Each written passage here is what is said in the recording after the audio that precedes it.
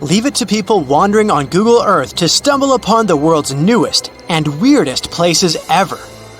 Like this mysterious pyramid discovered in Antarctica. Soon enough, the internet blew up with all sorts of theories regarding this unusual shape. Could it be a sign from a different life form? Is this pyramid indeed natural, or is it man-made? For starters, it's not the first time we've discovered a pyramid in the Antarctic. The first one was observed by the British Antarctic expedition in the 1910s and kept secret for a long time. Its discovery being kept hidden only added to the mystery. A second such structure was discovered in 2016, which further increased the interest in the matter. The mystery was soon enough deciphered by scientists. These formations are just mountains. They're located near the Ellsworth Mountains, a range over 250 miles long, so they're just mountain peaks that have broken through the ice sheet. As for their particular shape, it's just a coincidence. Pyramids are found throughout nature. The Matterhorn in the Alps and Mount Ballenstinder in Iceland, for example, are quite similar in terms of shape. As for the official name of these peaks, they're called nunataks, or peaks of rock peeking through a glacier or an ice sheet. Antarctica has way more incredible features, like the fact that it's home of 60 to 90% of the world's fresh water. That's because its ice sheet is the biggest on our planet, stretching across 5.4 million square miles. I'll spare you the calculations, but that leaves only 1% of the continent ice-free. Antarctica's ice reaches 2.7 miles thick at its deepest point, meaning half the height of Mount Everest. Should it ever melt completely, our sea levels would rise to roughly 200 feet. It wasn't always this cold, though. At some point in our planet's history, Antarctica had some average temperatures as the city of Melbourne has today. It took a lot of research, but scientists figured out that Antarctica's temperatures could have reached up to 62.6 degrees Fahrenheit. Sure, that was 40 to 50 million years ago, but if you think about it, it was at the same time when dinosaurs roamed our Earth. Time is also different on this icy continent. All the lines of longitude that help us calculate different time zones merge into a single point at the South Pole. Here, there are 6 months of daylight in the summer, followed by 6 months of complete darkness during the colder season. So, scientists working here stay, on average, in the same time zone they've come from.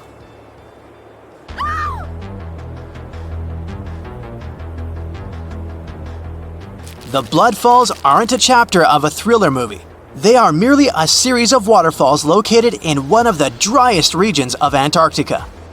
They emerge from an underground lake filled with a special type of bacteria. These little organisms use sulfates as fuel instead of sugars, which makes them very intriguing for scientists. The water contained in this lake is so full of iron that it basically just rusts when it meets air.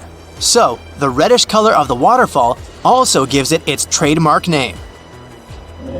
The megalodon was the largest predator ever known in our planet's history. In terms of its location, the megalodon lived practically in all waters on our globe, except near the poles.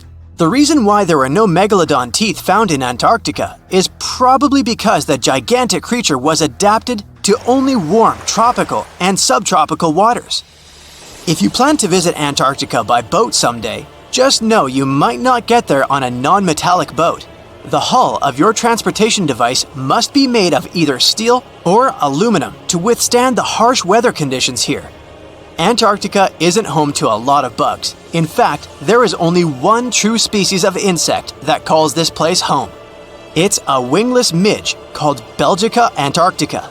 This fly is so tiny that it only reaches 0.08 to 0.23 inches long, but it's still the Antarctic's largest terrestrial animal.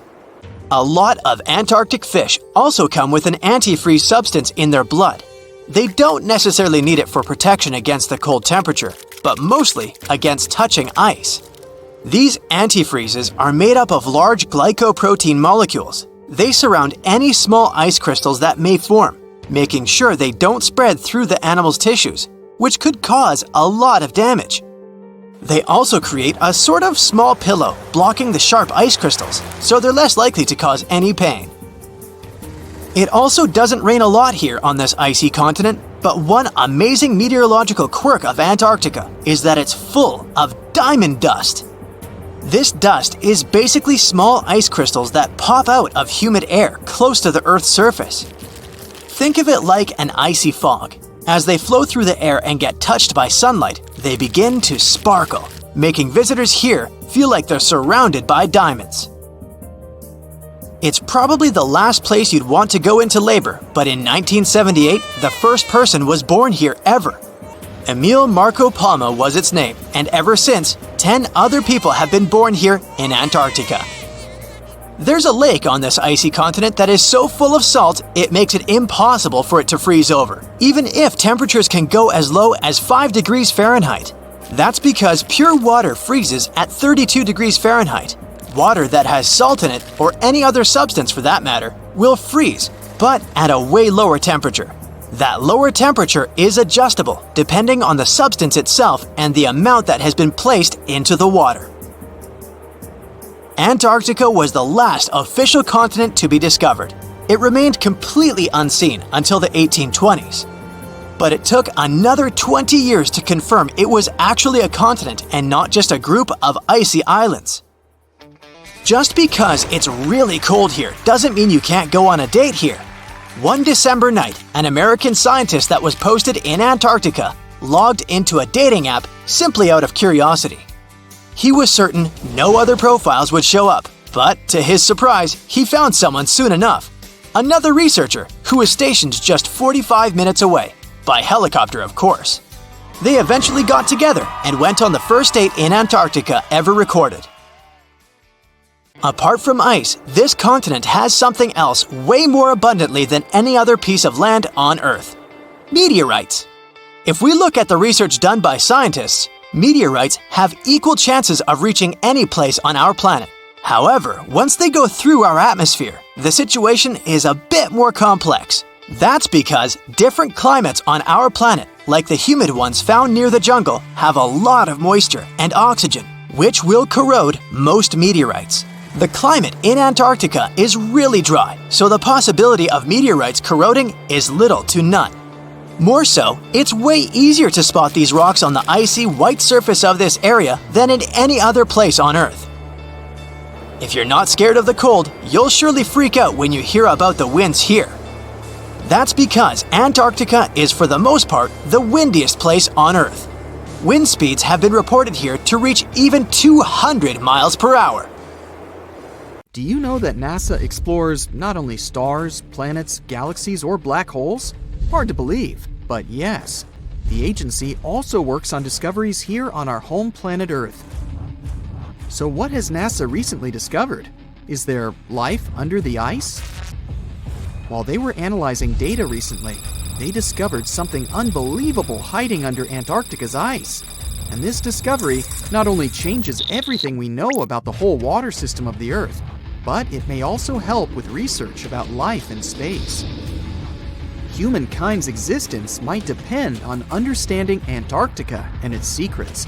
So, the recent discoveries reveal vital information about our survival. But before we continue, let's see how much you know about this place, where it's only ice as far as your eyes can see. Antarctica is one of the world's 7 continents in the southern hemisphere. It's the 5th largest continent in terms of total area, and that means it's almost twice the size of Australia. Want to see real meteorites? Go to Antarctica. Due to its dry climate, Antarctica is one of the best places to observe space. But what's even greater is that you can find meteorites on the white surface of the continent. Scientists have already plucked about 45,000 meteorites from the ice, and they think they can see another 300,000. Since there aren't many terrestrial rocks there, it's easy for them to spot them, thanks to their dark color. Antarctica's dry desert environment also helps preserve them, even the ones that fell to Earth more than 1 million years ago. And can you imagine any volcanic activity in Antarctica? It's hard. But this place is where fire meets the ice. West Antarctica is where most volcanic activity occurs.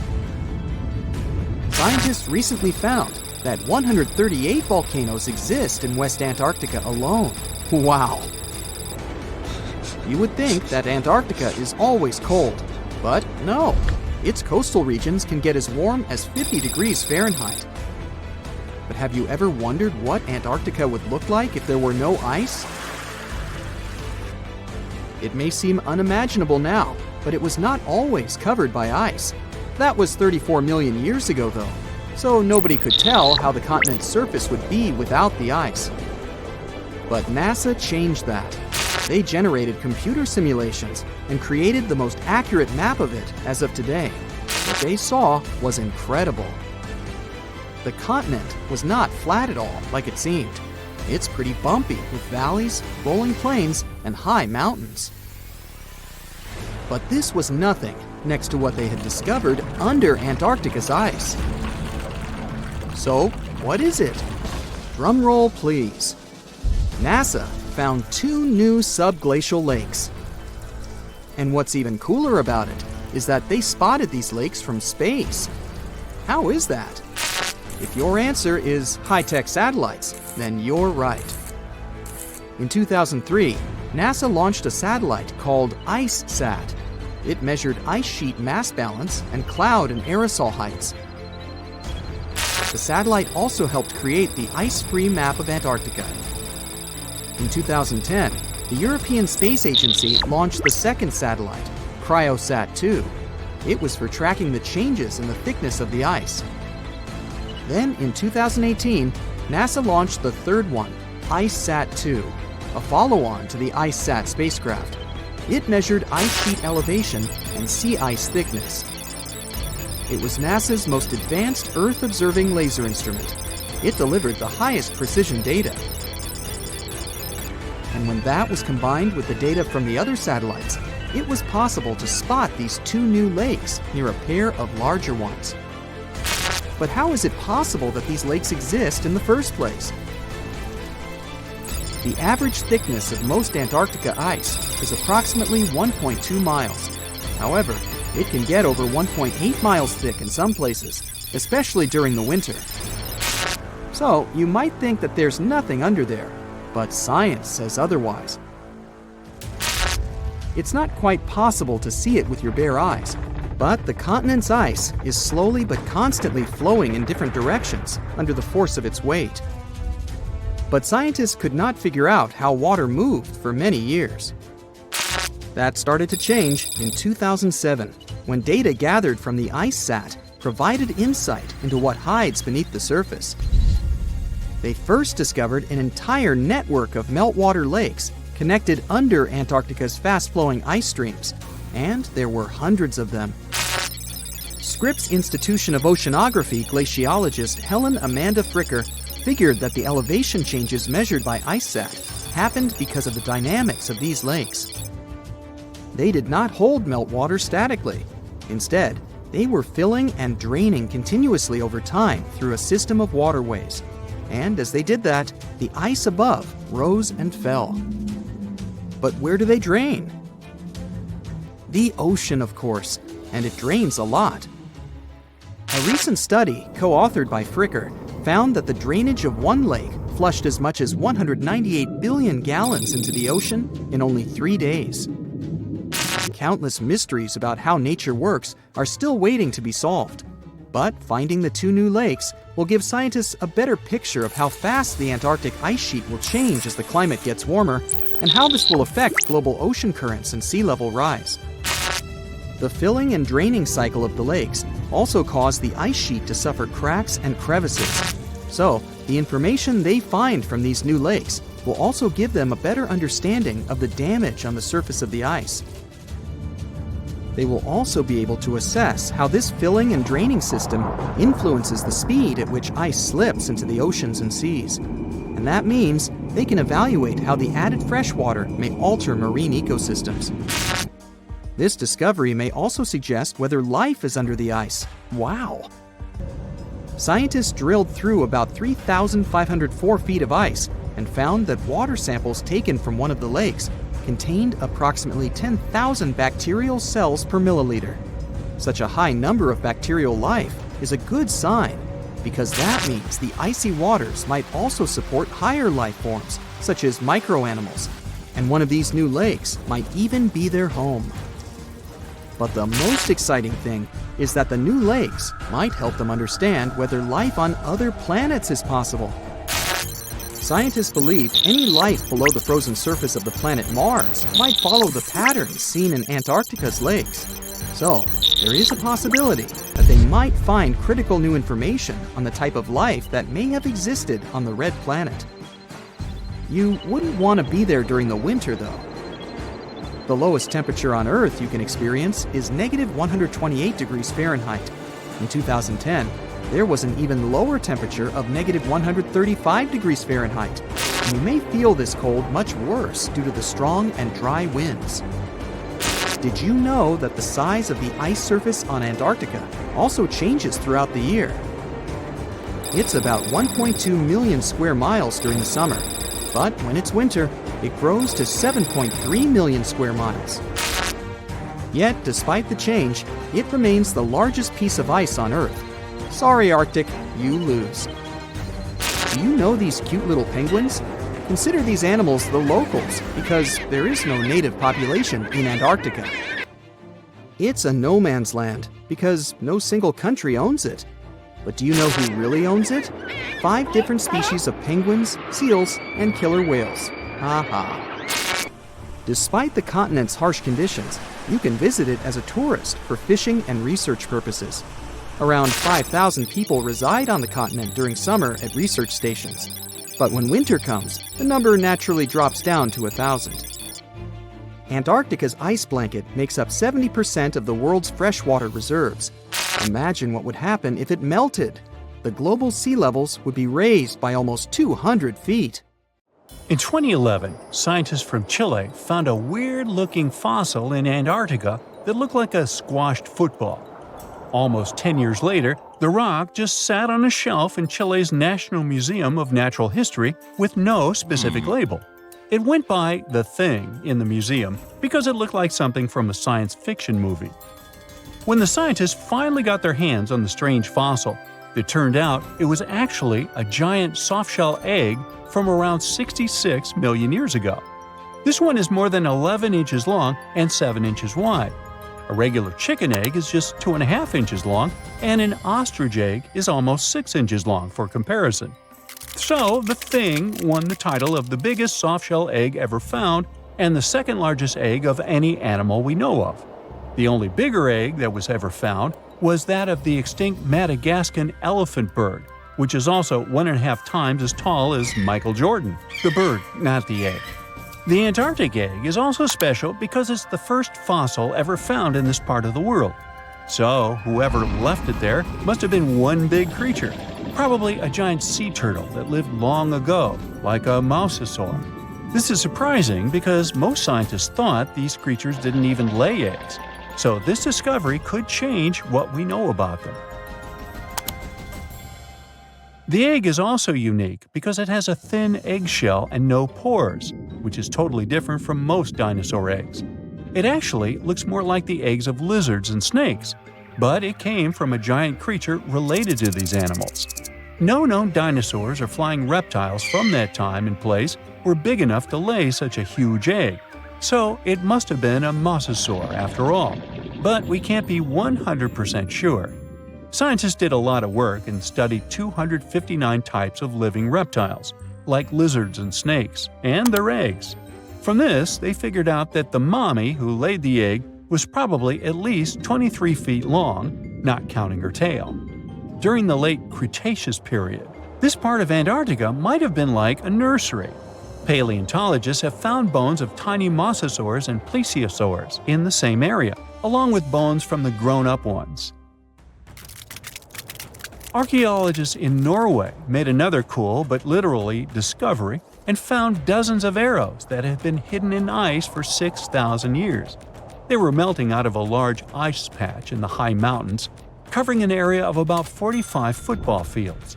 In 2014 and 2016, when the summers were extra warm, scientists went to an ice patch called Langfoni to look around. They also found lots of reindeer bones and antlers there.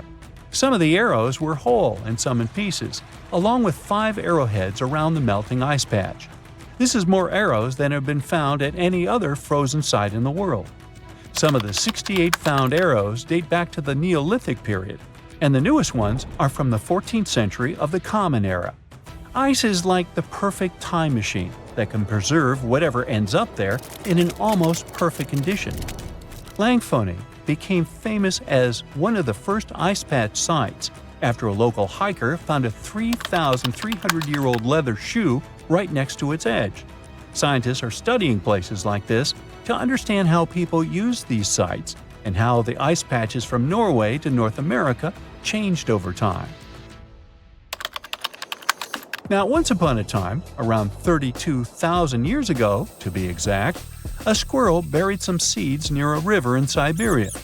Am I the only one getting the Ice Age vibes? Anyway, these seeds belong to a plant with cute white flowers. Thousands of years later, a group of scientists found these seeds buried deep in the frozen ground, about as far down as a 12-story building is tall.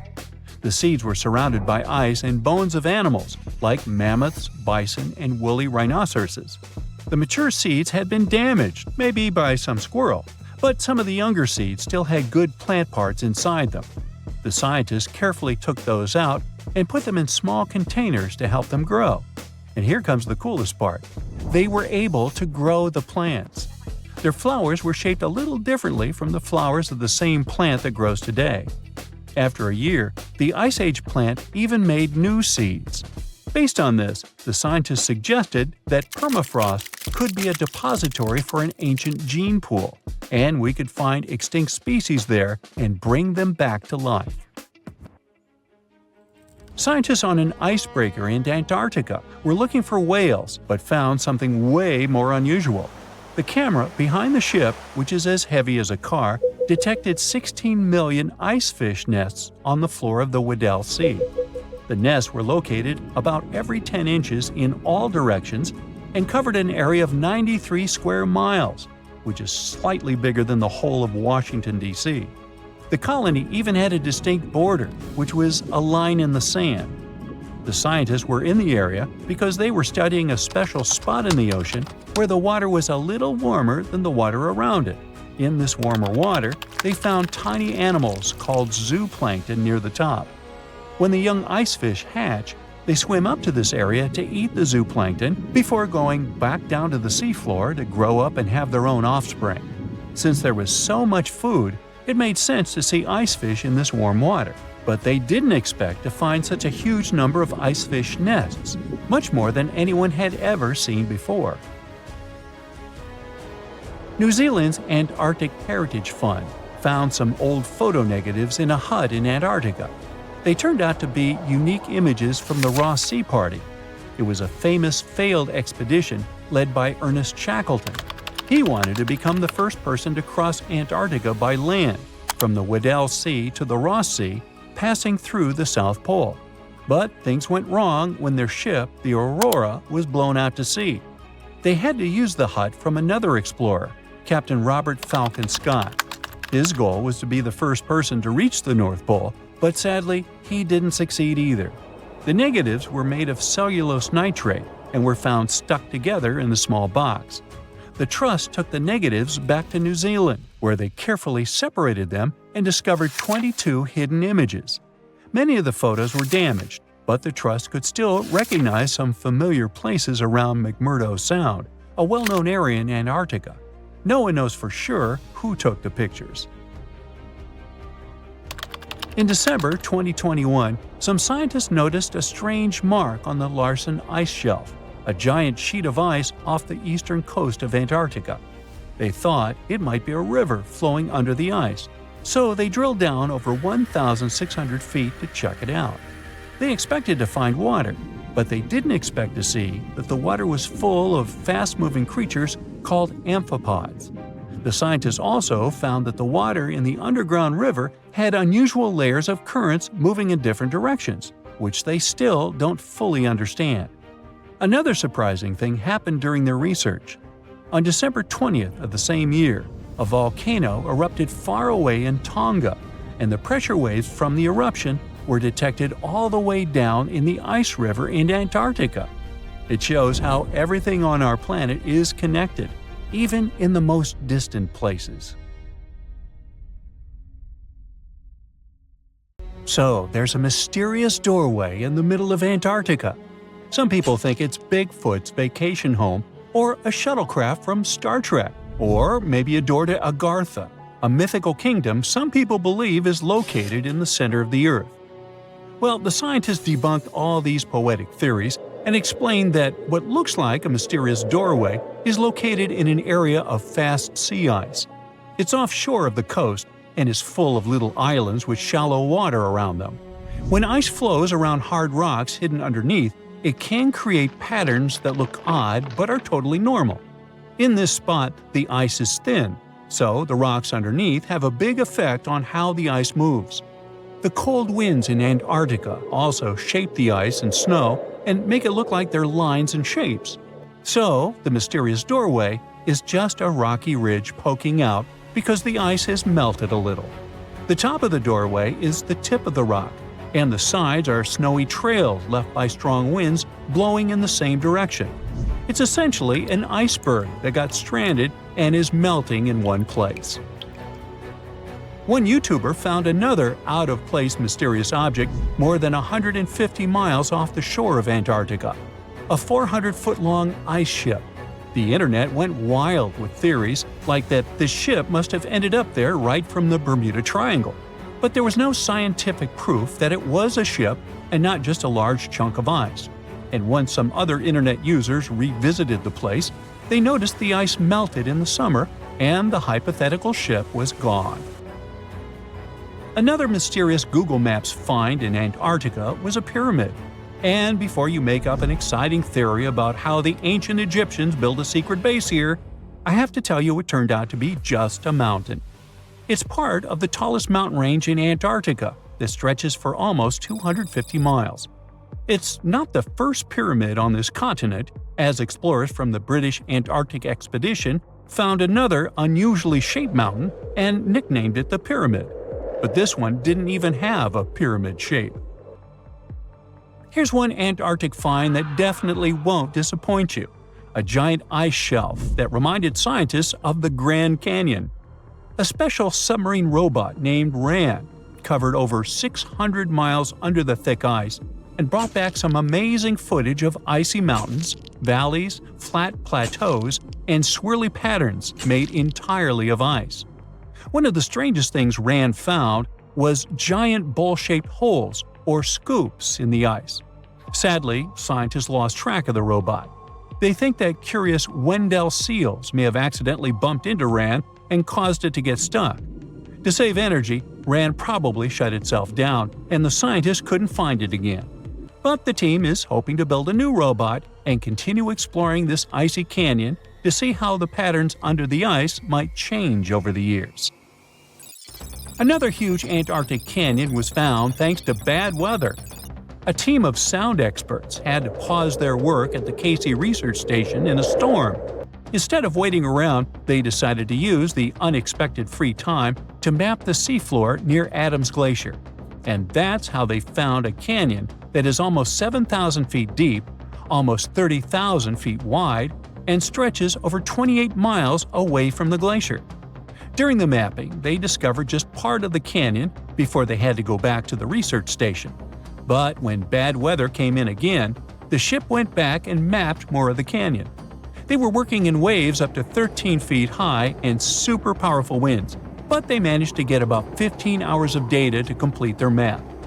On the way back to Australia, they stopped one last time, and now they've got a full picture of the canyon.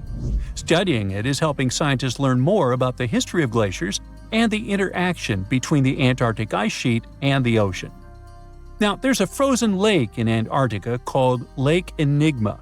For a long time, people thought the lake was completely frozen solid. But during one expedition, researchers found that under the thick ice, there was a layer of liquid water about 40 feet deep. To learn more, they drilled through the ice and sent down a camera to explore what was hiding in the lake's depths. The lake's water, which they think comes from the nearby Amorphous Glacier through a secret underground pathway, was filled with strange microbial life. These tiny microbes lived in mats that covered the lake bed. Some of the mats were thin and spiky, and others looked like crumpled carpets, or even small tree-like shapes that grew up to 16 inches. Many of the microbes could make their own food through photosynthesis, just like plants do, and it gave the lake a high amount of oxygen. One of the coolest discoveries was a type of microbe which usually lives in low-oxygen places. Lake Enigma might be similar to environments on icy moons like Europa or Enceladus, so it could mean that these moons also have hidden water under their ice and possibly microbial life too. One more mind-boggling discovery from Antarctica is tiny pieces of amber in mudstone, found here for the very first time. It took scientists years of studying incredibly well-preserved fossilized roots, pollen, and spores that they found back in 2017. Amber proves that resin-producing trees once grew in Antarctica, part of a lush rainforest that existed near the South Pole during the mid-Cretaceous period. Back then, disclaimer, I wasn't around then, the trees would have had to survive through months of darkness during the long Antarctic winters. Scientists believe they adapted by going dormant for a long time. The amber pieces the scientists found are tiny, but they are beautiful shades of yellow and orange with bumpy surfaces that show how the resin flowed out of the trees. This resin likely leaked out to protect the trees from insects. It was preserved because water quickly covered it and kept it safe from sunlight and air. A scientist was browsing through satellite images for brown trails of penguin waste and found 4 new colonies of emperor penguins at the base of the globe. These new colonies likely have been around for years, though 3 of them are rather small, with fewer than 1,000 breeding penguins each. One of the new colonies was found close to a place called the Lazarev Ice Shelf, where there used to be a larger penguin colony.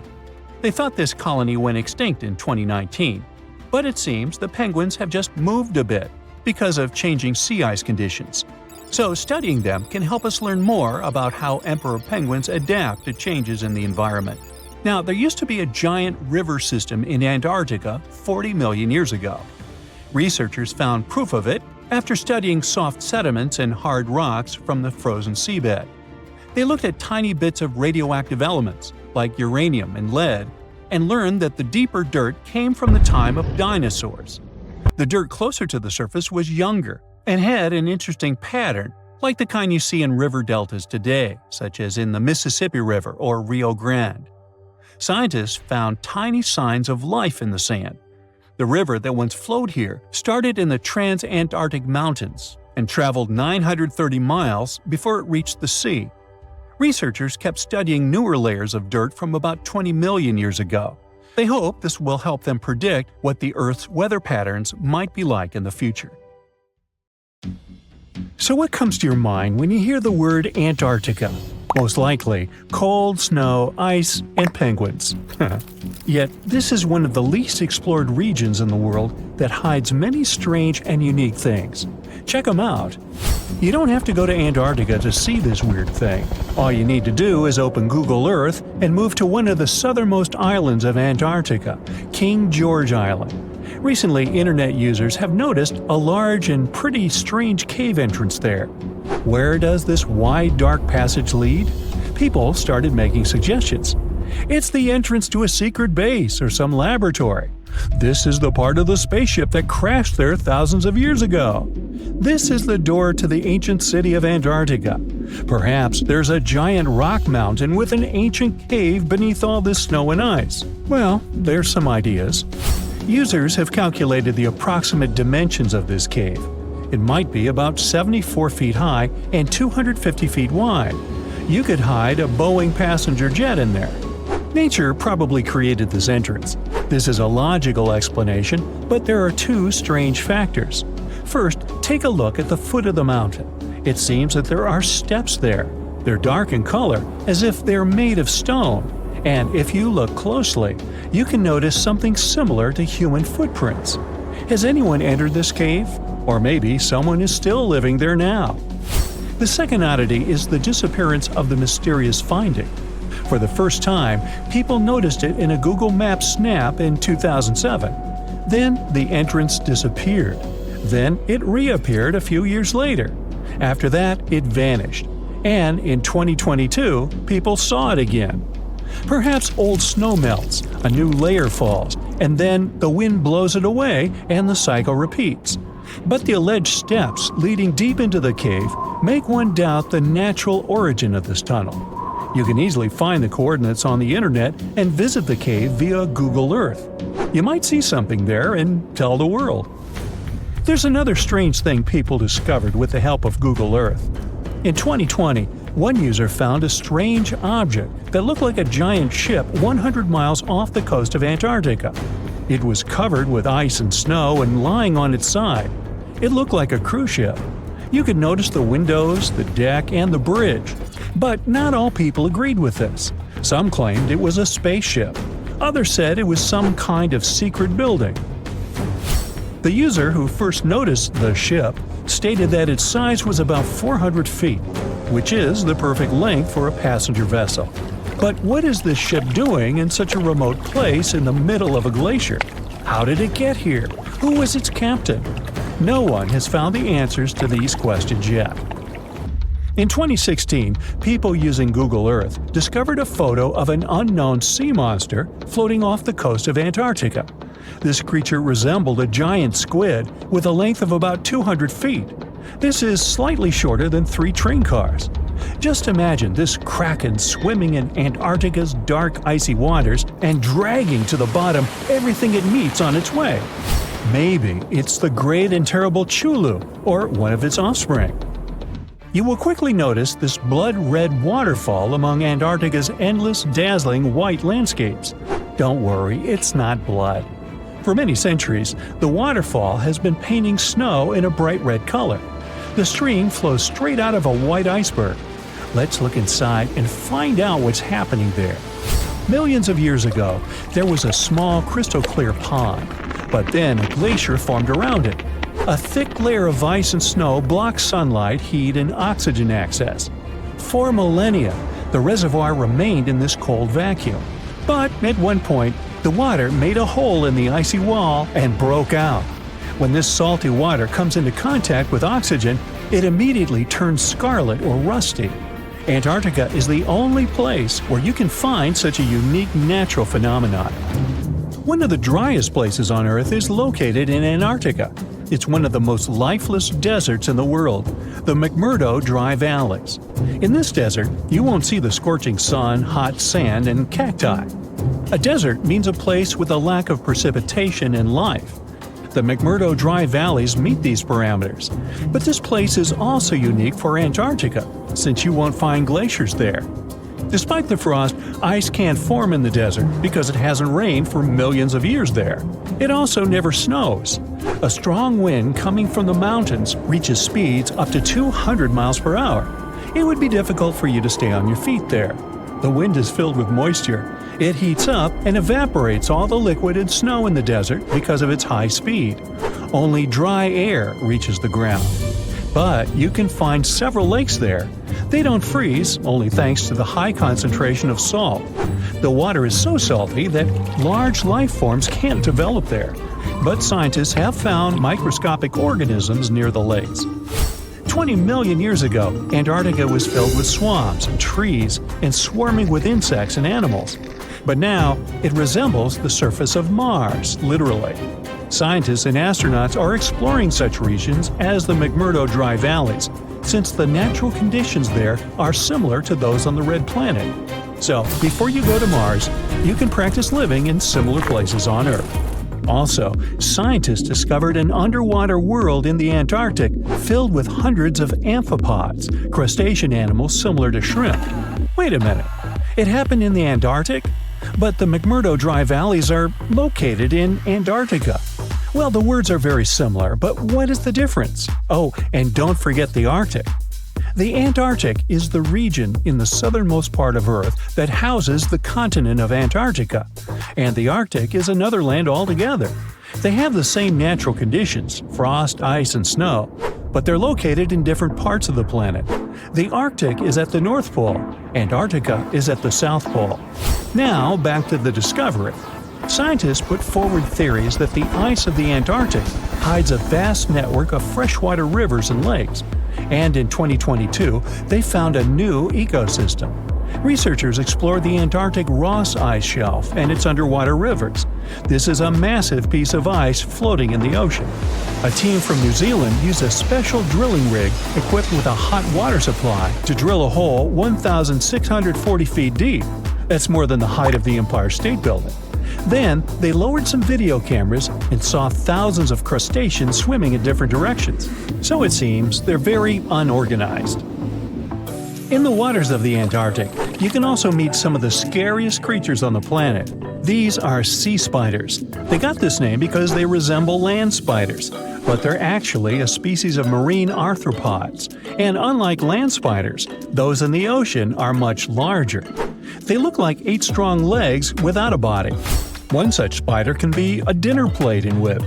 Some of them have no eyes and have proboscises instead of jaws. Sea spiders are poorly studied because they live in deep, cold waters. Antarctica hides many little-known animals. There are long tunnels in its glaciers leading to scary darkness. On this cold continent, people have found the remains of giant dinosaurs and other ancient creatures, such as the ancestors of modern ducks. Many underground rivers and lakes hide unexplored wildlife. Even the ice here can be weird. Take a look at these striped icebergs. They have blue, black, green, and turquoise shapes. The color depends on the conditions of the water during freezing. For example, green lines appear because of algae, blue ones form when the water freezes too quickly. Okay, I'm freezing. Time to go thaw somewhere warmer. Hawaii. Yeah. Consider Lake Enigma. What a fitting name.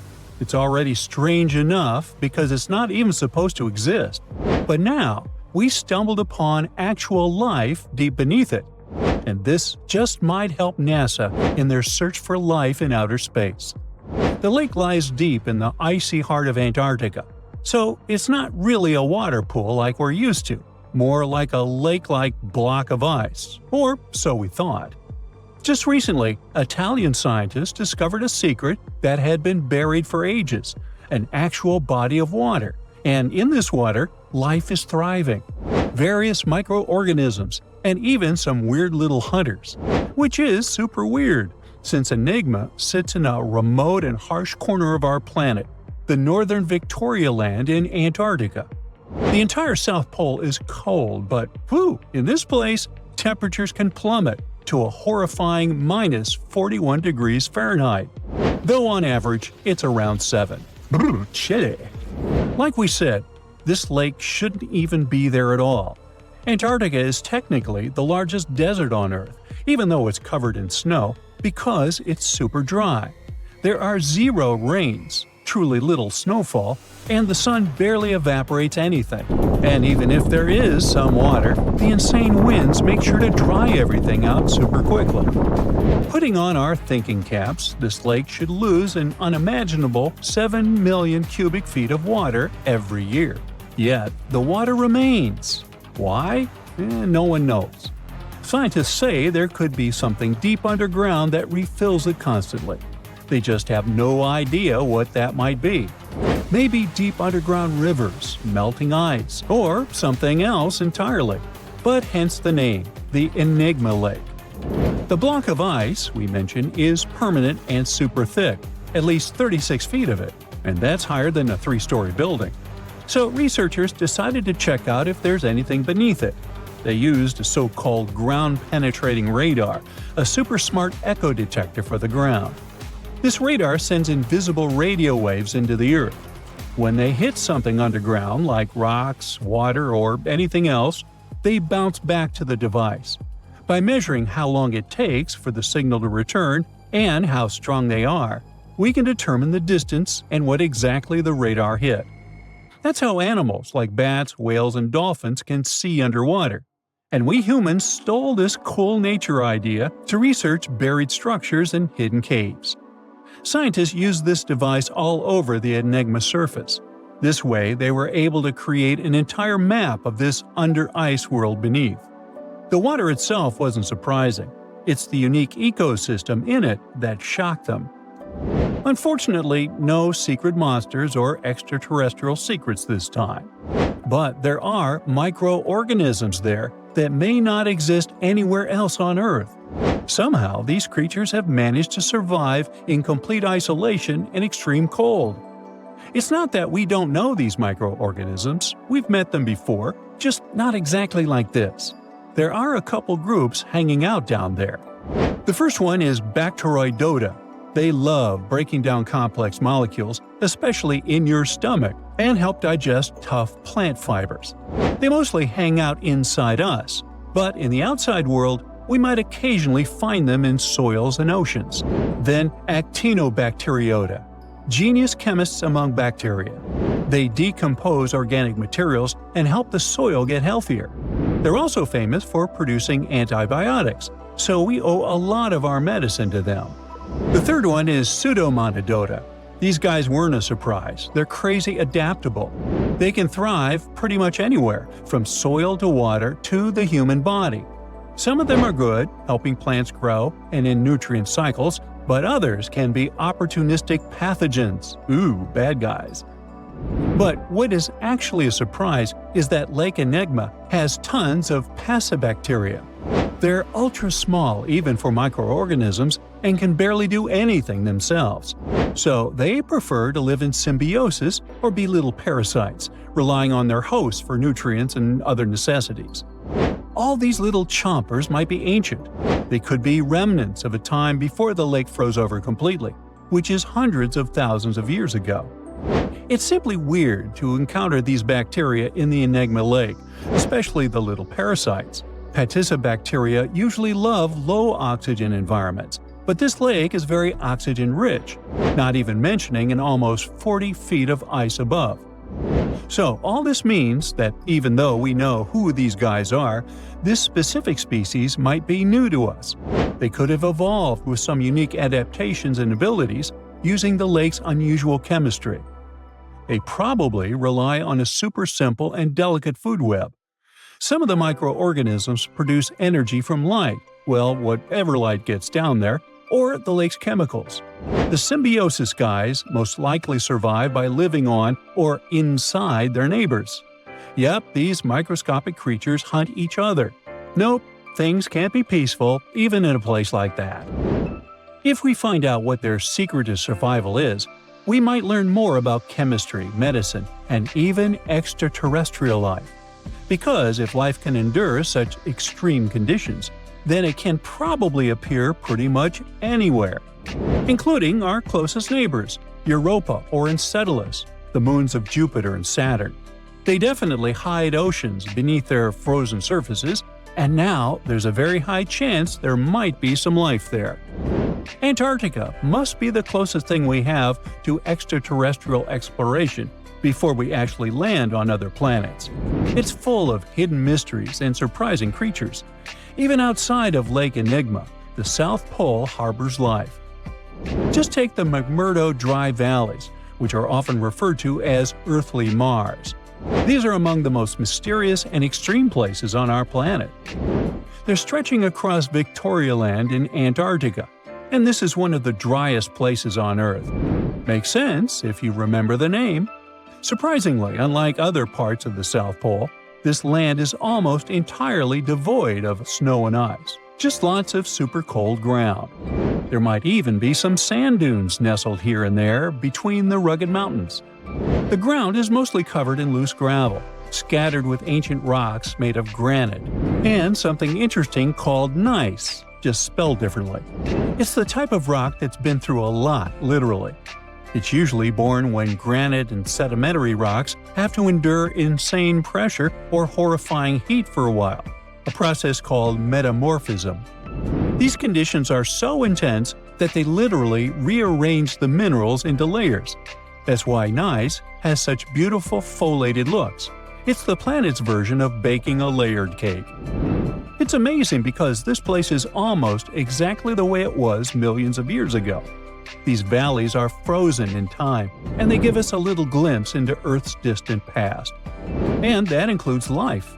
Once again, local winds are absolutely terrifying gusts of cold air racing downhill, and they evaporate snow faster than it can even melt. So, logically, you shouldn't find much water here, not even mentioning life. But somehow, you can still stumble across frozen lakes and saline ponds in the dry valleys. And local life stretches all reason and our understanding of biology. It exists inside the rocks themselves. Microorganisms are hidden in slightly moist cracks and crevices. Deep inside, there's endolithic bacteria.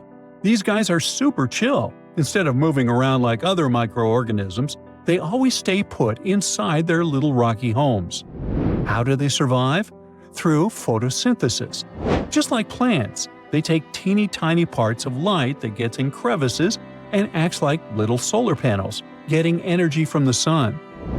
Meanwhile, in another place, beneath the Taylor Glacier, there's bacteria that literally doesn't eat anything. Not comfort, not sunlight, not even oxygen. These guys rely on a diet of dusty rocks and sulfur to fuel their weird metabolisms. By breaking down sulfur and iron, they get energy to sustain themselves.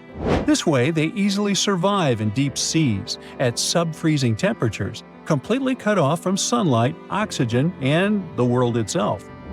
This place is fascinating for both its life and the lack of it. In some parts of the valleys, like University Valley, yes, that's what it's called, the permafrost is so harsh that no microbes were found at all. This might be one of the only places on Earth where life appears to be completely absent, a quite scary idea.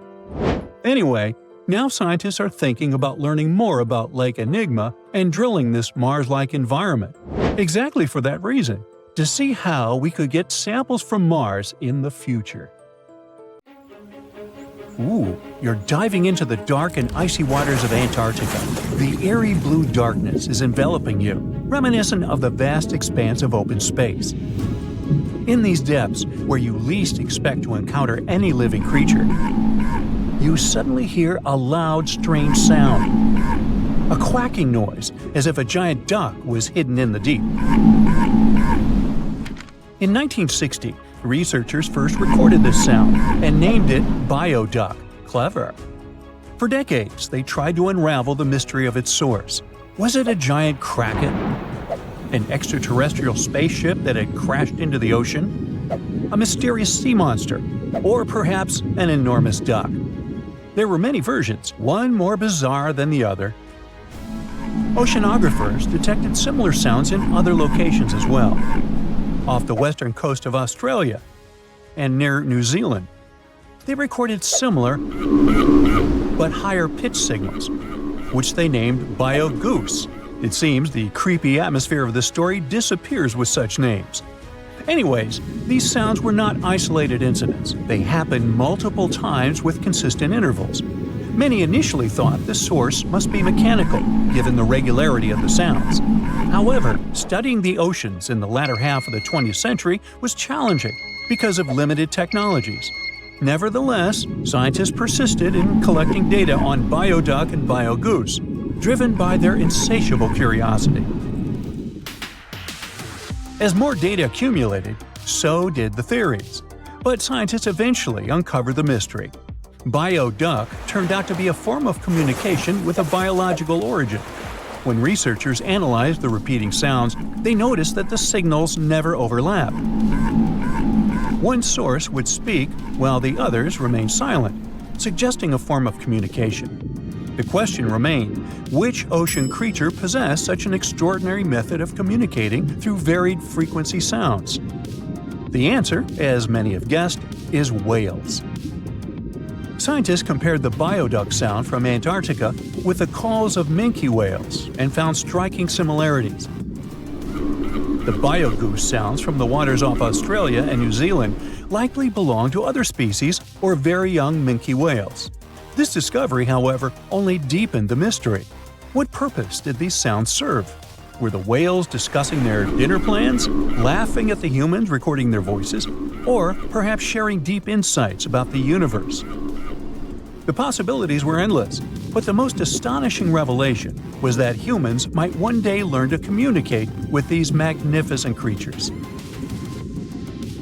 Communicating with whales is no longer a far-fetched idea. Scientists from the University of California have already established contact with a humpback whale named Twain. In a groundbreaking experiment, researchers conducted a 20-minute conversation with the marine mammal. Here's how they did it. The specialists went on a marine expedition to the coast of Alaska, where they recorded the sounds of a group of humpback whales. Then they played these sounds through speakers, sending the signals back into the ocean. The recorded sounds resembled a greeting, like, "Hey, what's up?" but in the whale language. These greetings are used by whales to call each other or indicate their location. Now, soon after sending the signals, the researchers received a response. Twain approached the boat, circled it, and replied with a "hey" of its own. This marked the beginning of the first ever human-whale conversation. For 20 minutes, the scientists sent 36 signals to Twain, and each time the whale responded. Moreover, it waited for time intervals before answering. That is, the team received a response from the whale, waited 10 seconds, and turned on the sound again. Researchers then waited 10 seconds and answered. It seems that Twain was a very delicate interlocutor. Maybe it was a gentleman in the whale world, who knows? Or maybe it was simply intrigued by the unusual interaction. The signals used in this communication belonged to a group of whales that included Twain. It's likely that the researchers had recorded Twain's own sounds and used them to communicate with it. In a sense, Twain was conversing with itself. Now let's continue our journey and venture into the deepest oceanic trench on Earth, the Mariana Trench. A quick reminder, the Mariana Trench is a colossal chasm in the ocean floor, stretching over 1,500 miles south of Japan and reaching a depth of nearly 36,000 feet at its deepest point. To put that into perspective, the height of the Burj Khalifa, the world's tallest building, is like 1/10 of the Mariana Trench's depth. Now imagine this. In this deep, dark abyss, scientists recorded a strange sound.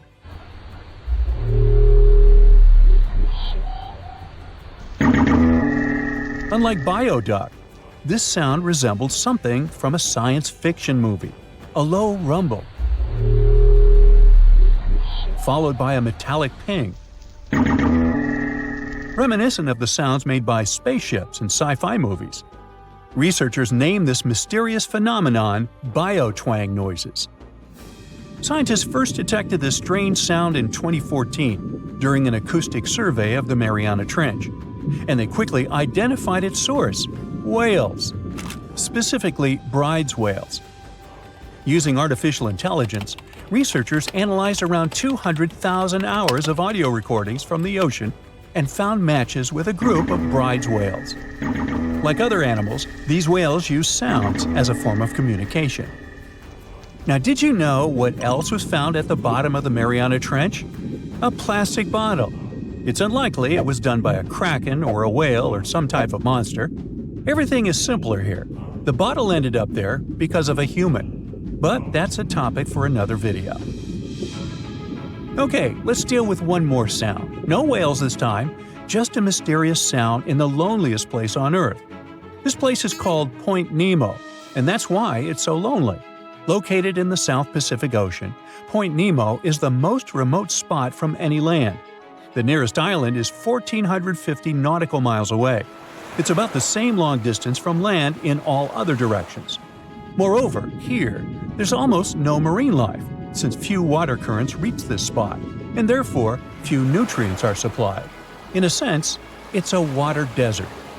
And so, in 1997, oceanographers recorded a very strange and frightening sound coming from the depths in the area of Point Nemo.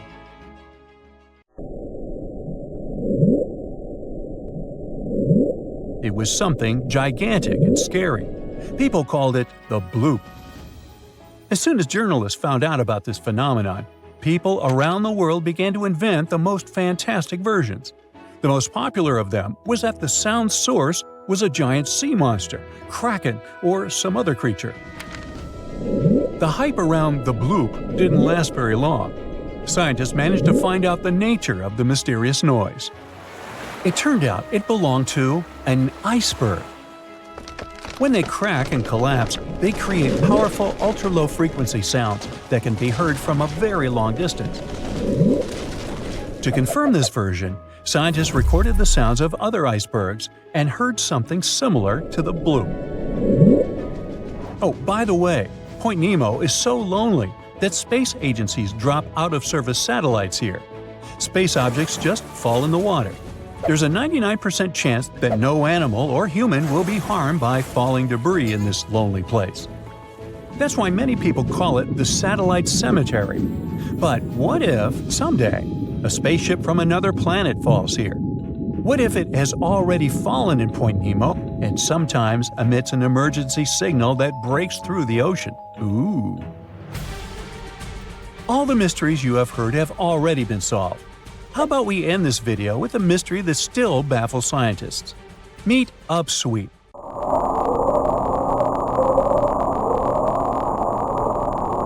One of the most mysterious sounds ever recorded in the ocean. It's not just noise, it's a series of short ascending tones repeated at intervals of several seconds. It was first discovered in 1991 using hydrophones installed in the Pacific Ocean. At first, oceanographers suggested that upsweep could be associated with volcanic activity or underwater earthquakes.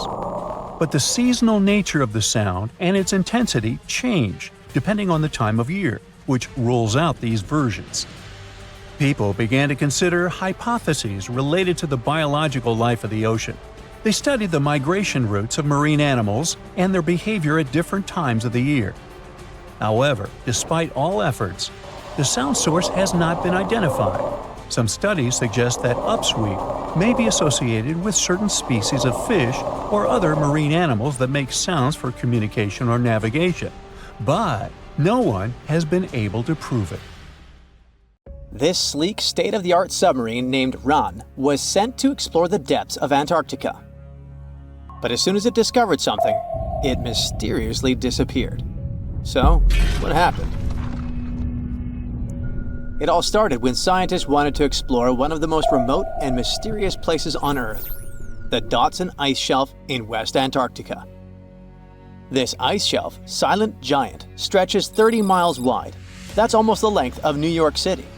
It stands between two icy promontories, the Martian and Bear Peninsulas, and it hides an entire world of geological mysteries. If you think that Antarctica is nothing but a desert of super thick snow and ice, you're wrong. There are entire landscapes hidden deep down there. The underside of the Dodson Ice Shelf is a rugged, dynamic terrain shaped by the slow, relentless forces of nature. There are towering ice formations, deep troughs, and bizarre structures stretching for hundreds of feet. Scientists are super curious about it, but as you can imagine, this landscape isn't easy to explore at all. To find out more, we have to scan the area with satellites or try drilling through the snow, trying to collect the big picture, piece by piece. But these methods only gave us vague hints. The real breakthrough happened when scientists came up with the idea to let the submarines explore it. Autonomous submersibles could swoop deep into the icy waters beneath the Dodson Ice Shelf and tell us what's up down there. These robotic explorers have fantastic advanced sonar systems. It's that thing that bats or dolphins do. They can use sound to see the world. Basically, they send out sound waves underwater, and when those waves hit something like the ice shelf above or the seafloor below, they bounce back to the system. Animals feel how long it took for the sound waves to return and how they changed. And this helped them understand what's located where. For example, clicks that dolphins send out tell them where the fish are. We copied this crazy evolutionary trick and adapted it to our underwater exploration. Only our version is much cooler, with a higher level of precision, so we created detailed maps of the environment. The Ran submarine was one of those robotic explorers. It was named after the Norse deity of the sea. Ran had been meticulously programmed to navigate a treacherous landscape of Antarctica. But even with all this training, its journey led to an unexpected and eerie end. In 2019, Ran was sent to explore the depths beneath the Dodson Ice Shelf. It was a hero, the first one to go on a mission like this. The team said it was like seeing the other side of the moon. For 27 straight days, it worked tirelessly. It traveled over 620 miles beneath the thick ice. That's like a journey from Paris to Berlin. RAN went further and deeper than anyone could have imagined. At one point, it reached over 10 miles into the glacier's belly, and what it discovered down there was astonishing. Scientists thought there would be some smooth, uniform ice surfaces, but RAN revealed an underside marked by huge cracks, ridges. There were formations that looked like sand dunes, frozen in time. And finally, it found some mysterious swirling and teardrop-shaped patterns. They all looked more like art than geology. This actually tells the story of ice shelves and the ocean around it. Warm water sneaks in under the ice and melts it from below. Sometimes it smooths the ice out, but other times it carves out these weird, uneven shapes that look like patterns and drawings. And some of these shapes are huge, over 1,300 feet long. That's about 3.5 football fields. The reason why they look like swirling doodles is because the Earth spins. It makes the water turn in special ways, bending the shapes and drawing these spirals. It's called the Coriolis effect. Imagine you were on a merry-go-round and tried to throw something like a ball. It would go in a curve, not a straight line. Same thing happens with the water on Earth. Later, scientists found similar patterns in other Antarctic ice shelves, though they weren't as epic as the ones under Dodson. But RAN also discovered something horrifying. Turns out that these warm waters, aside from being great artists, are also a huge danger. The Dodson ice shelf isn't just hanging out serenely on the sea. It's part of a very delicate system and acts as a protective barrier that holds back huge glaciers in West Antarctica. The ice shelf is floating on the ocean, but it's still connected to the land. As warm water sneaks underneath it and the ice melts, the Dodson can't hold on to the land as tightly anymore. The protective barrier starts to weaken, and this lets the glaciers behind it move faster into the ocean. When those glaciers flow into the sea, they add more water, which could cause sea levels to rise, eventually changing our coastlines.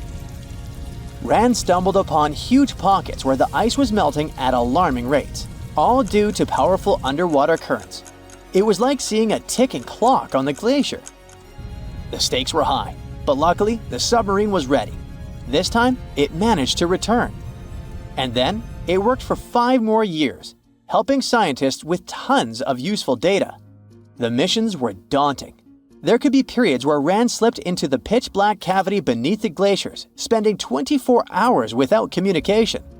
But it was mapping every peak and every valley. It gained experience from over 40 missions below ice. Then, in early 2024, RAN went on a mission to the Thwaites Glacier. The mission was bold from the start. This place is also ominously referred to as the Doomsday Glacier. It's called that because it's slowly melting and has the potential to raise sea levels worldwide if it collapses, causing catastrophes everywhere. That's why RAN was dispatched to explore its underbelly, a place that had never been mapped so intricately before. The idea was to uncover the glacier's secrets, study how rapidly it was melting, and why. This was RAN's second time exploring Thwaites. During the previous visit, it became the first sub to ever map the glacier's underside. RAN was exploring the depths from 650 feet to 1,650 feet. It sent a lot of data about how the Doomsday Glacier was slowly melting due to warm ocean currents. But while venturing into these icy depths, something went wrong. Out of nowhere, RAN vanished. Without warning, without a trace. One moment it was sending back crucial data, and the next, it had slipped into the abyss. No distress signals, no final transmission, and it didn't return to the point it was supposed to. People sent extensive searches, helicopters soared overhead, drones buzzed through the frozen skies, but no sign of the submersible emerged from the glacier's grasp. After a while, RAN's batteries would certainly run away. So at this point, it had definitely been swallowed by the abyss beneath 1,500 feet of ice. That was a huge and sad loss for the scientific team. The scientists at the University of Gothenburg are now looking to replace Ran and continue their important research under Thwaites. To this day, scientists have no idea what happened to it. Some say it may have been trapped in the ice. Others believe it was pulled away by an unseen current. It also might have collided with something unexpected. Whatever the truth is, its disappearance has left scientists stunned, and it looks like the ice shelf will hold on to its secrets a little longer. At least we gained a treasure trove of knowledge from Ran's journey. Scientists keep exploring Antarctica, looking for history that hides under the snow. For example, they discovered that around 90 million years ago, a lush temperate rainforest thrived near the South Pole. They revealed an ancient world far warmer than they ever imagined. Deep in Antarctica, they unearthed fossilized roots, pollen, and spores preserved in the soil. All this shows that there was a swampy rainforest that flourished despite months of polar darkness. All these discoveries changed our understanding of Earth's climate, both in the past and the future. Hey, look at this rock. At first sight, it looks like a regular boring rock, the likes of which you can see when walking along the beach. Its color doesn't stand out, and its weight is pretty regular, around 4 pounds. But everything changes when you learn that this rock was born on Mars, traveled all the way to Earth, and ended up in Antarctica. Now the story sounds much more fascinating. So let's find out the details. Researcher Roberta Score, who worked on the ANSMET project, which stands for Antarctic Search for Meteorites of the Denver Antarctic Program, found this meteorite in 1984. If you want to decipher the name of the space traveler, I can help you. It comes from the place where the scientists spotted it, the Allen Hills of Antarctica, hence ALH. And then we've got the year of the discovery and the number of the sample. If you think that Roberta picked up the rock and exclaimed something like, "Woohoo, I'm holding a chunk of Mars," I'll have to disappoint you. At the very beginning, it was totally unclear where the meteorite came from. And one thing confused researchers even more. The meteor was very different from other meteorite groups found on our planet. Okay, but then how did they finally figure out it was a visitor from Mars? All thanks to traces of gas similar to those that make up the atmosphere of the red planet. We learned about its composition thanks to the brave Viking lander that carried out the necessary analysis in situ in 1976. Anyway, back to our rocky discovery. It's actually very special, and not only because the rock arrived from far, far away. Among those several thousand meteorites found on Earth, just around 100 have likely come from Mars. And even so, our guy is different from them and seems to be part of a separate group. So let's go into the past and follow the life story of this cosmic traveler. It most likely formed around 4 billion years ago on its home red planet. One day, which wasn't very different from others, turned out to be life-changing for this peaceful rock. A meteorite impact catapulted into space, and it started its own journey as a small asteroid. At that time, it was way larger than at the moment of discovery on Earth. At one point, ALH got close to Earth and, who knows, probably decided to explore something. That's how, 13,000 years ago, it ended its space journey by colliding with our planet. At the moment, this Martian fragment is the oldest we've got. But at first, it wasn't all that popular. Only in 1996 did it become way more famous after a groundbreaking discovery. You see, some NASA researchers started wondering, well, the fragment is obviously very old, but then, could it have recorded any traces of life that could have been thriving on Mars at the time ALH formed on the red planet? And guess what? Those scientists turned out to be right. They detected traces of very fine magnetite particles. Those were completely similar in structure and chemical composition to the particles we have on Earth. They're called magnetofossils, and magnetotactic bacteria produce them. So it might mean that, at one point, there were some forms of life on Mars. In April 2020, scientists from the Japanese Space Agency made another discovery. They detected nitrogen containing organic material of Martian origin in our meteorite.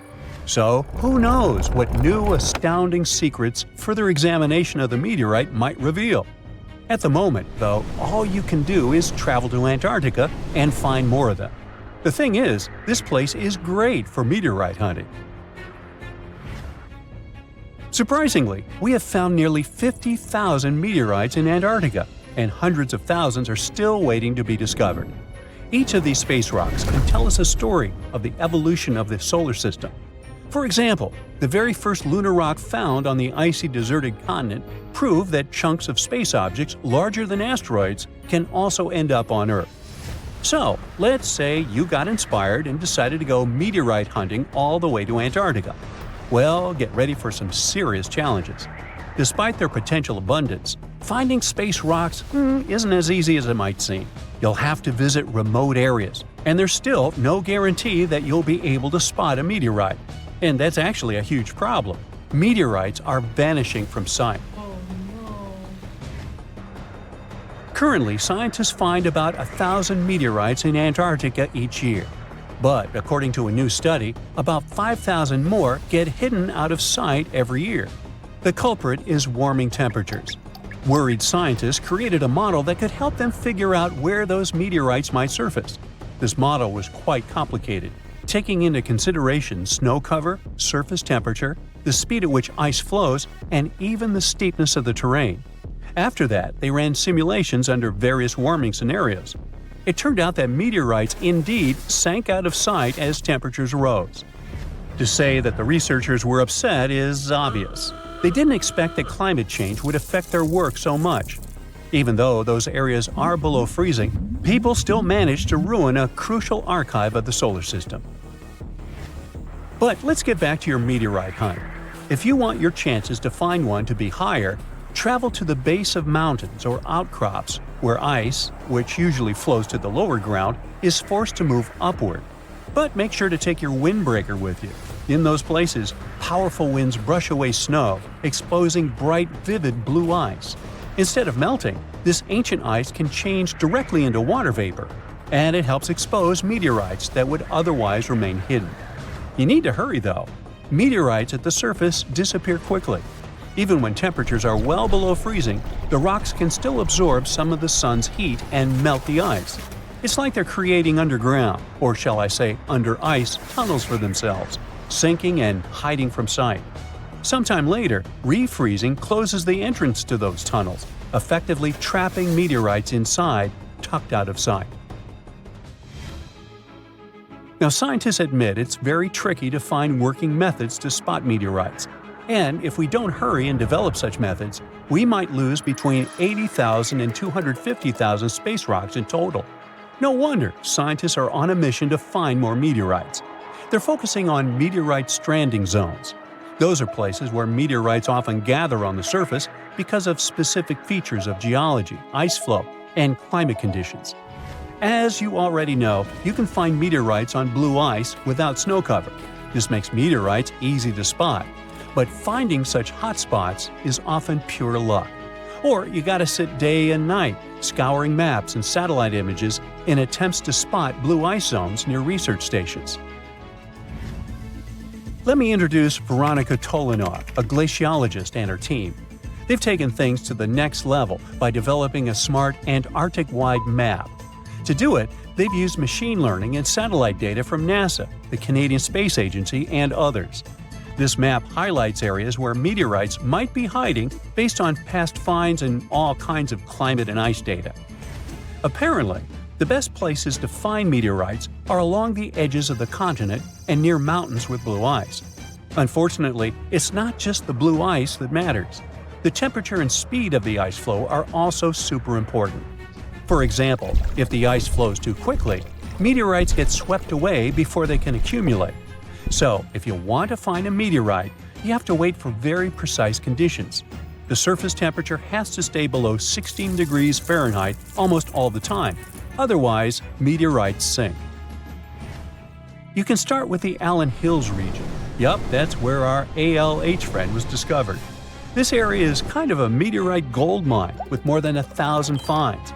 But there are even more promising places, like the Fimbulheimen Mountains, and no one has searched there yet. You might be the first. In any case, with this new map, researchers developed a where-to-go index that ranks the best meteorite hunting spots, making future field trips much more targeted. And with plenty of blue ice regions still unexplored, there are tons of meteorites just waiting to be found. So, what are you waiting for? We've all dreamed of visiting the Arctic and witnessing the natural wonders of polar bears frolicking on ice floes or the aurora borealis dancing across the sky. Well, sorry to break it to you, but you won't find any tourists flocking to Antarctica anytime soon. Why, you may ask? Let's dive into it. First off, where is Antarctica? It's located in the southern hemisphere, specifically at the South Pole. The Southern Ocean surrounds it, and most of the continent is covered by ice, making it one of the most remote and frigid places on Earth. Now, have you ever met someone who's visited Antarctica? Probably not. It's one of the least visited places on the planet, and only a handful of lucky explorers have seen its interior, which is mostly made up of glaciers and ice fields. But trust me when I say the wildlife and scenery are out of this world. Why shouldn't you travel to Antarctica? Well, for starters, the environment is incredibly fragile and can be easily damaged. Plus, there are no native human populations on the continent, so your travels would essentially be like visiting an uninhabited island. And let's not forget that it's also one of the most expensive destinations to travel to. Despite all that, Antarctica is not exactly guarded like a fortress, but there is an international agreement called the Antarctic Treaty. This treaty was negotiated to prevent any unwanted activity on the continent and bans some forms of testing done there by member states. But the primary reason we can't just waltz into Antarctica is that it has a delicate ecosystem that needs protection. The treaty states that Antarctica should be used for peaceful purposes only and should be free from any human activity that could harm the environment. Scientists are still learning about the continent's unique ecosystem, and our activity and machines could disrupt the delicate balance that exists there. If you're still itching to go to Antarctica, getting permission isn't exactly a walk in the park. U.S. citizens, for example, need to complete a special form and send it to the Office of Ocean and Polar Affairs. And once you're there, you'll need to follow some strict guidelines to protect the environment, like not disturbing any wildlife or taking souvenirs like rocks, plants, or animals. Now, technically, can you live in Antarctica? While there are no laws banning people from living there permanently, it's a very inhospitable environment and unsuitable for human habitation. Temperatures can reach negative 76 degrees Fahrenheit and below, making it nearly impossible for anyone to survive without the proper equipment and experience. Plus, the nearest piece of land is over 1,000 miles away, making any inhabitants completely cut off from the rest of the world. Who knows? Maybe one day we'll get the chance to visit this unique and fascinating continent. But until then, let's admire it from afar. Let's now talk a bit about the discovery of Antarctica. Unlike other places that were already inhabited, Antarctica never had a native human population. Ancient Greek philosophers had an idea about the continent and called it Antarctos, meaning opposite the bear. The bears it refers to are not the polar ones though, but rather the Great and Little Bear constellations, which are only observable in the northern hemisphere. As a result, the term signifies the opposite of the land of the bear. Whaling and sealing voyages in the late 1700s and early 1800s would venture further south when rounding Cape Horn at the tip of South America. It was known that going further south often meant stronger winds, but also the risk of hitting floating ice of all sizes and of winds and seas that could prove dangerous to the ship and crew. Captain James Cook was the first to cross the Antarctic Circle on January 17, 1773, in the Ross Sea region. He reached a point further north a year later, and though he didn't sight land, he came to within 50 miles and saw deposits of rock held in icebergs, indicating that a more southerly land existed. The first sighting of Antarctica is widely acknowledged to have taken place in January of 1820, during the voyage of two ships under the command of Captain Fabian Gottlieb von Bellingshausen, as part of a 2-year exploratory expedition around the world to discover new lands. The captain's ships were the first to have crossed the Antarctic Circle since Cook. The first undisputed landing on Antarctica didn't happen until much later, on January 24, 1895, at Cape Adare during the whaling voyage of the ship Antarctic, led by Henrik Bull. A small boat with 6 or possibly 7 men on board rowed ashore during calm conditions. You might not believe it, but Antarctica is actually a desert. With all that ice, you'd think it'd be like a winter wonderland with snowball fights and hot cocoa all day long. When we think of deserts, we picture camels and cacti and people struggling to find water. But in Antarctica, it's a whole different story. The struggle isn't to find water, it's to find anything that's not covered in ice. And the average rainfall has been just over 0.4 inches in the past 30 years. That's like a few drops of rain compared to what we're used to. So technically, it's not the dunes or sizzling heat that makes a desert, well, a desert. It's the lack of precipitation. But don't worry, if you ever find yourself lost in Antarctica, you won't have to worry about getting thirsty. Just make sure you bring a jacket and some mittens, because it's cold enough to make you into a popsicle. Not only is Antarctica one of the driest places on Earth, but it's also the coldest, the windiest, and the highest. Talk about overachieving. The penguins and scientists down in Antarctica have at times found themselves in a bit of a pickle when it comes to time. You see, unlike the rest of us on this big blue planet, there is no Antarctica time zone. All the lines of longitude meet at a single point at the South Pole, making it a bit of a head-scratcher when trying to figure out what time it is. Now, you might be thinking, but how do the scientists and researchers keep track of time down there? Good question. They typically stick to the time zone of the country they departed from. However, with stations from all over the world on the Antarctic Peninsula, things can get a little wacky. Imagine trying to coordinate with your neighboring countries without accidentally waking them up in the middle of the night. You might think that not much could survive in a place where the temperature is extremely cold, the sun barely shows up, and the wind could blow you away faster than a tumbleweed. Well, as in many places on Earth, life found a way in Antarctica too. Believe it or not, this frozen continent is buzzing with activity. It's home to billions of krill, which in turn attract lots of seals and more penguins than you can shake a fish at. But don't let their cute and cuddly appearance fool you. Penguins are the ultimate swimmers, with streamlined bodies that would make Olympic medal winners jealous. They come ashore to breed and chill, but their real talent is stealing pebbles from each other and forming mathematically precise huddles to stay warm. Antarctica is also home to the largest species of penguin on Earth. It's called the emperor penguin. Sure, these creatures are flightless birds, but that doesn't mean they can't jump. In fact, some of them can leap up to 120 inches. And let's not forget about the seals. With their furry bodies and special songs, these marine mammals are protected by the Antarctic Treaty, and they're thriving in the cool waters of the Southern Ocean too. But the real stars of the show are the whales. During the Antarctic summer, these huge creatures show up in droves to chow down on the abundant krill. It's indeed like a whale buffet down there. Oh boy, scientists predict a volcanic eruption that is likely to be one of the most destructive in the history of our species. There's a 1 in 6 chance of it happening in this century, and it could seriously change the climate even more and put millions of lives in danger. Back in January 2022, the Hunga Tonga Hunga Ha'apai volcano erupted in the South Pacific Ocean, creating a huge explosion. It sent tsunamis all the way to Japan, North America, and South America. Tonga itself was hit hard, with damage costing nearly 20% of the country's entire economy. Now, researchers at the Niels Bohr Institute in Copenhagen have studied ice samples from Greenland and Antarctica, and their findings are worrying, predicting potential global volcanic disaster.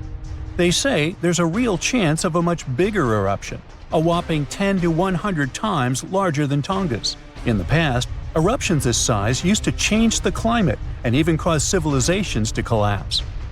Despite future volcanic eruption risks, experts say the world isn't prepared at all.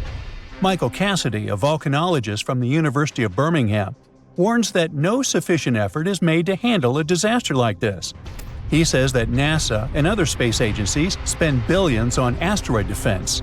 At the same time, a volcanic supereruption is way more likely than an asteroid impact. And right now, there's no global plan for dealing with a massive eruption, even though it's likely to be far more destructive.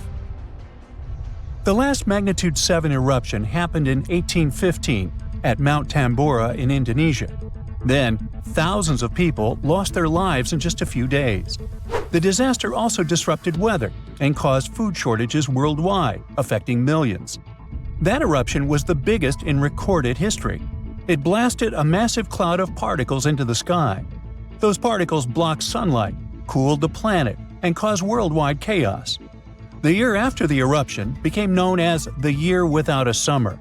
Temperatures plummeted, crops failed, famine spread, and a cholera pandemic broke out, leading to tens of thousands of lost lives.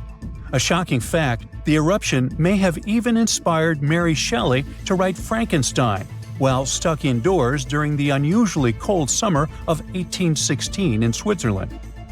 Now since then, many volcanoes have erupted, but none have matched Tambora's scale.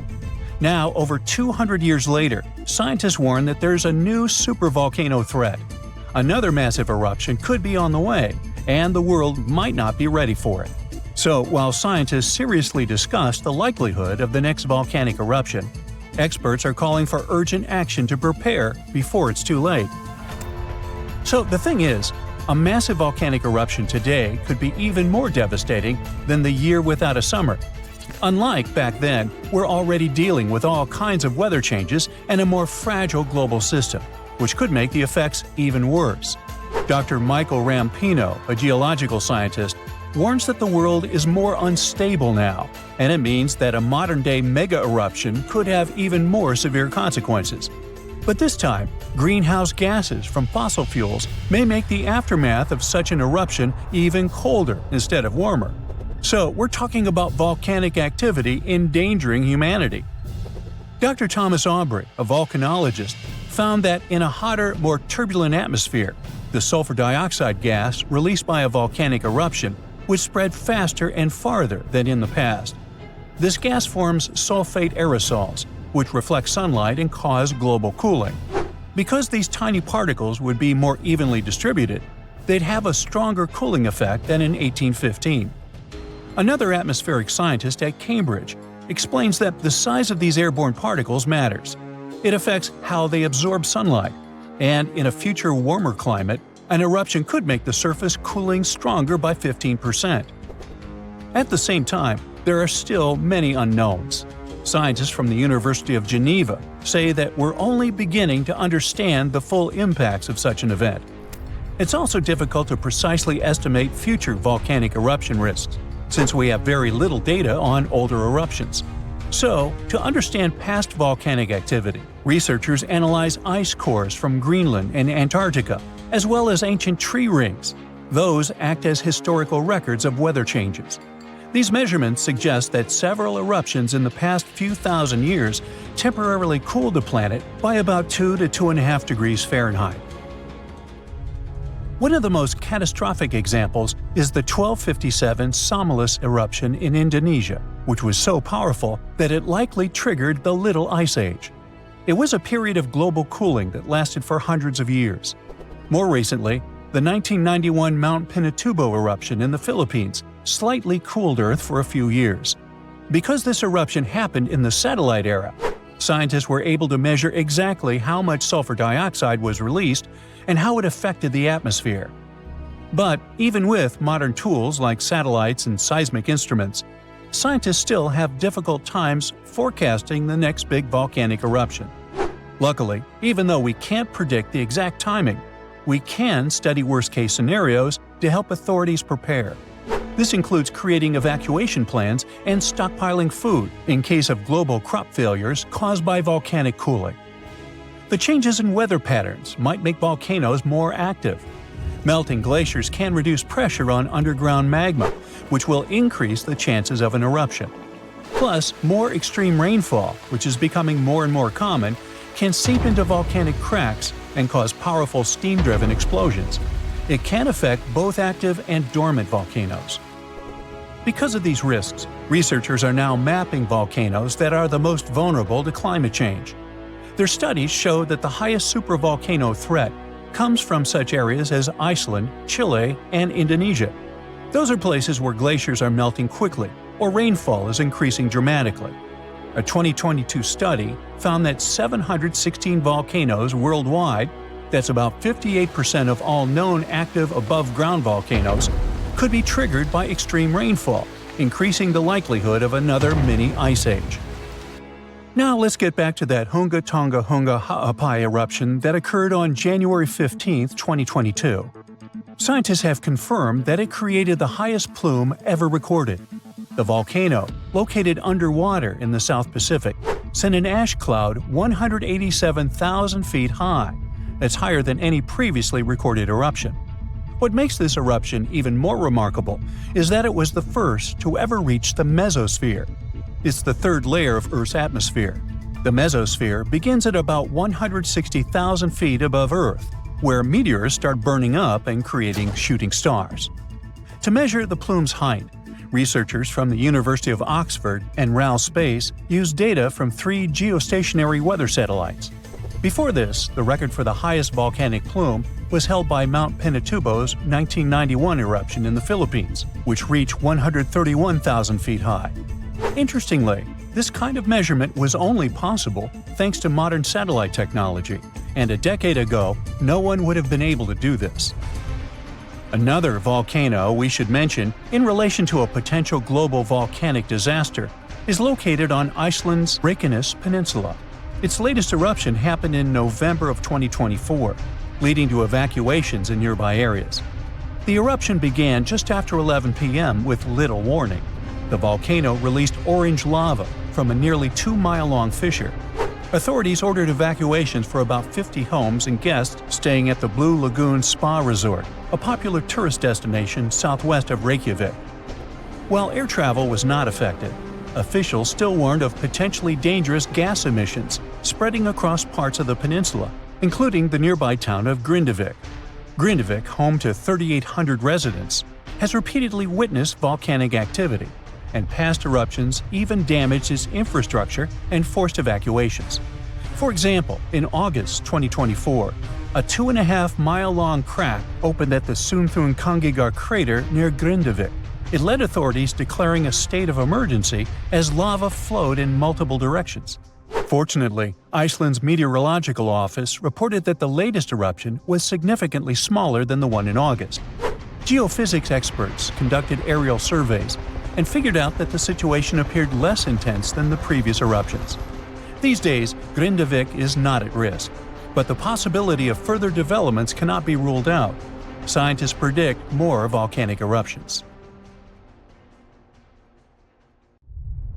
Oh boy, scientists predict a volcanic eruption that is likely to be one of the most destructive in the history of our species.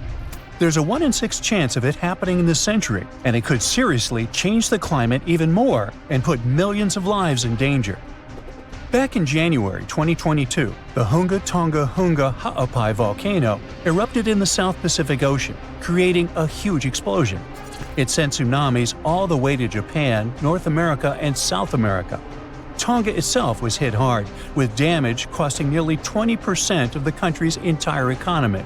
Now, researchers at the Niels Bohr Institute in Copenhagen have studied ice samples from Greenland and Antarctica, and their findings are worrying, predicting potential global volcanic disaster. They say there's a real chance of a much bigger eruption, a whopping 10 to 100 times larger than Tonga's. In the past, eruptions this size used to change the climate and even cause civilizations to collapse. Despite future volcanic eruption risks, experts say the world isn't prepared at all. Michael Cassidy, a volcanologist from the University of Birmingham, warns that no sufficient effort is made to handle a disaster like this. He says that NASA and other space agencies spend billions on asteroid defense. At the same time, a volcanic supereruption is way more likely than an asteroid impact. And right now, there's no global plan for dealing with a massive eruption, even though it's likely to be far more destructive. The last magnitude 7 eruption happened in 1815 at Mount Tambora in Indonesia. Then, thousands of people lost their lives in just a few days. The disaster also disrupted weather and caused food shortages worldwide, affecting millions. That eruption was the biggest in recorded history. It blasted a massive cloud of particles into the sky. Those particles blocked sunlight, cooled the planet, and caused worldwide chaos. The year after the eruption became known as the Year Without a Summer. Temperatures plummeted, crops failed, famine spread, and a cholera pandemic broke out, leading to tens of thousands of lost lives. A shocking fact, the eruption may have even inspired Mary Shelley to write Frankenstein while stuck indoors during the unusually cold summer of 1816 in Switzerland. Now, since then, many volcanoes have erupted, but none have matched Tambora's scale. Now, over 200 years later, scientists warn that there's a new supervolcano threat. Another massive eruption could be on the way, and the world might not be ready for it. So, while scientists seriously discuss the likelihood of the next volcanic eruption, experts are calling for urgent action to prepare before it's too late. So, the thing is, a massive volcanic eruption today could be even more devastating than the Year Without a Summer. Unlike back then, we're already dealing with all kinds of weather changes and a more fragile global system, which could make the effects even worse. Dr. Michael Rampino, a geological scientist, warns that the world is more unstable now, and it means that a modern-day mega-eruption could have even more severe consequences. But this time, greenhouse gases from fossil fuels may make the aftermath of such an eruption even colder instead of warmer. So we're talking about volcanic activity endangering humanity. Dr. Thomas Aubrey, a volcanologist, found that in a hotter, more turbulent atmosphere, the sulfur dioxide gas released by a volcanic eruption would spread faster and farther than in the past. This gas forms sulfate aerosols, which reflect sunlight and cause global cooling. Because these tiny particles would be more evenly distributed, they'd have a stronger cooling effect than in 1815. Another atmospheric scientist at Cambridge explains that the size of these airborne particles matters. It affects how they absorb sunlight, and in a future warmer climate, an eruption could make the surface cooling stronger by 15%. At the same time, there are still many unknowns. Scientists from the University of Geneva say that we're only beginning to understand the full impacts of such an event. It's also difficult to precisely estimate future volcanic eruption risks, since we have very little data on older eruptions. So, to understand past volcanic activity, researchers analyze ice cores from Greenland and Antarctica, as well as ancient tree rings. Those act as historical records of weather changes. These measurements suggest that several eruptions in the past few thousand years temporarily cooled the planet by about 2 to 2.5 degrees Fahrenheit. One of the most catastrophic examples is the 1257 Somalis eruption in Indonesia, which was so powerful that it likely triggered the Little Ice Age. It was a period of global cooling that lasted for hundreds of years. More recently, the 1991 Mount Pinatubo eruption in the Philippines slightly cooled Earth for a few years. Because this eruption happened in the satellite era, scientists were able to measure exactly how much sulfur dioxide was released and how it affected the atmosphere. But even with modern tools like satellites and seismic instruments, scientists still have difficult times forecasting the next big volcanic eruption. Luckily, even though we can't predict the exact timing, we can study worst-case scenarios to help authorities prepare. This includes creating evacuation plans and stockpiling food in case of global crop failures caused by volcanic cooling. The changes in weather patterns might make volcanoes more active. Melting glaciers can reduce pressure on underground magma, which will increase the chances of an eruption. Plus, more extreme rainfall, which is becoming more and more common, can seep into volcanic cracks and cause powerful steam-driven explosions. It can affect both active and dormant volcanoes. Because of these risks, researchers are now mapping volcanoes that are the most vulnerable to climate change.